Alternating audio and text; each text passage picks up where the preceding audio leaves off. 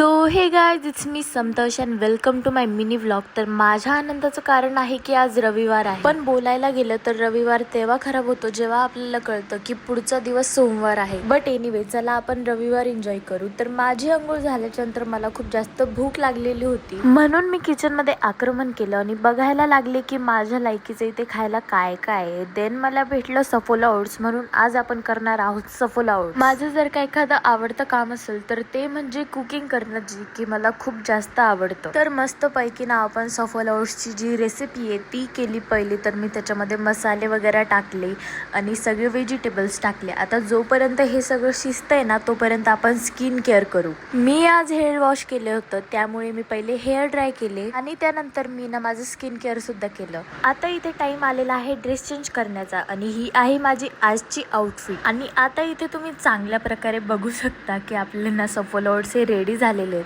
पण सफोला ओट्सनेही माझं मन नाही भरलं, म्हणून मी दीदीला आणि मामाला घेऊन आलेले डायरेक्ट कॅफेमध्ये मस्त पैकी पिझ्झा वगैरे खाल्ला. येताना मी मामाच्या घरी आले आणि शंकूला भेटले आणि हा यार बघा यार किती क्यूट आहे यार. म्हणजे इतकं क्यूट कोणी कसं काय असू शकतं मला हे कळतच नाही. आता शंकूला भेटलोय म्हणल्यास तर त्याच्यासोबत आहे ना थोडासा टाइम स्पेंड केला. घरी आल्याच्या नंतर मी परत माझं नाईट स्किन केअर केलं. स्किन केअर झाल्याच्या नंतर इथे मी माझा ड्रेस चेंज सुद्धा केला आणि किचन मध्ये गेल्यावर बघते काय मम्मीने खायच्या खूप साऱ्या गोष्टी आणलेल्या होत्या आणि किराणा सुद्धा आणलेला होता. त्यानंतर मी जेवण केलं आणि मी डायरेक्ट झोपते, कारण की उद्या माझी एक्झाम आहे. तर बाय, भेटूयात पुढच्या व्लॉग मध्ये.